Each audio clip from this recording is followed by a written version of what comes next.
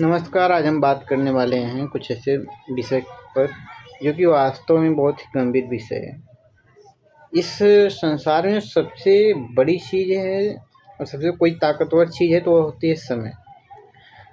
समय इसलिए ताकतवर है कि जिसके पास पैसा है वो भी, जिसके पास पैसा नहीं है वो भी।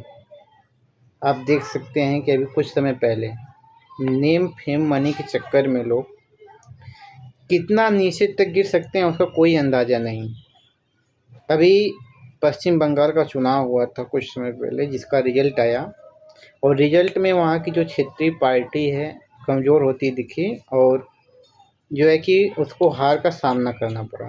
फिलहाल ठीक है, हार जीत तो हर जगह लगी रहती है। हार जीत तो ज़िंदगी का पहलू है। आज हारे हैं, कल जीतेंगे, परसों हारेंगे, नरसों जीतेंगे। लेकिन क्या ये उचित है कि मतलब अगर पार्टी हार गई या फिर हमारी पार्टी कमज़ोर पड़ गई तो हम अपनी पार्टी को छोड़ कर के ताकतवर लोगों के साथ चले जाएं?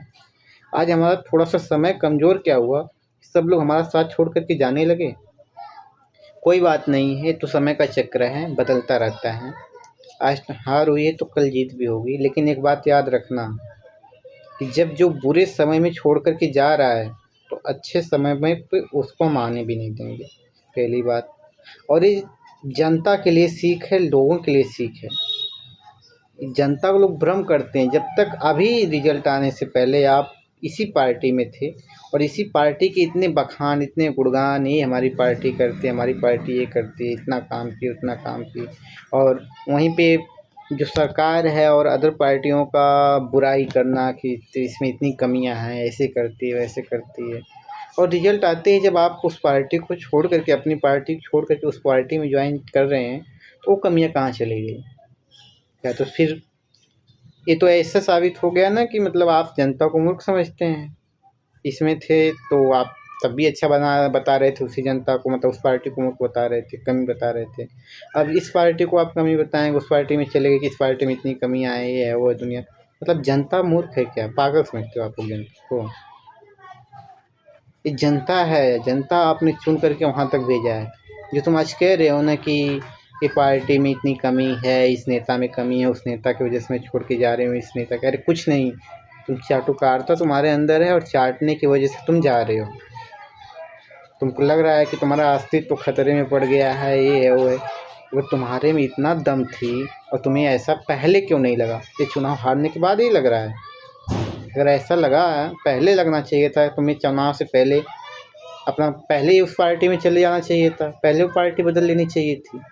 ये चुनाव हारने के बाद ही सारी बातें आप लोगों के मन में आ गई कि ये पार्टी मेरी कमज़ोर है, पहले से नहीं पता चला?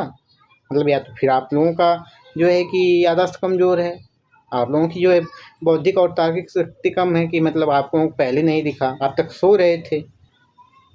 पार्टी जब तक नहीं चुनाव जीती, हार गई जब पार्टी, आप लोगों को सारी चीज़ें नज़र आने लगी, पार्टी में ये कमी, वो कमी है, इनमें कमी, उनमें कमी है। वही चुनाव से पहले ही कमियाँ नज़र आप लोगों को नहीं आ रही थी? सीधी सी बात है, आप लोग जनता को जितना मूर्ख बनाते हैं, जिन जनता को मूर्ख समझते हैं, हाँ, कुछ अंधभक्त हैं भी जो कि भ्रामिकता जनता में फैलाते हैं।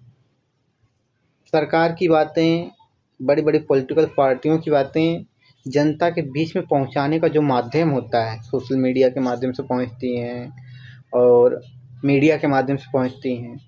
आज हम उन पे भी भरोसा नहीं कर सकते हैं, आँख बंद करके विश्वास नहीं कर सकते हैं, क्योंकि उनके कहने का मतलब कुछ और होता है और दिखाने का मतलब कुछ और होता है। सीधी सी बात बोलेंगे, राहुल गांधी चुनाव हारेंगे, सीधी सी बात बोल कर के लास्ट में क्वेश्चन मार्क लगा देंगे और उस क्वेश्चन मार्क को 60% लोग नज़रअंदाज करके बस इतना पढ़ते हैं, राहुल गांधी चुनाव हारेंगे।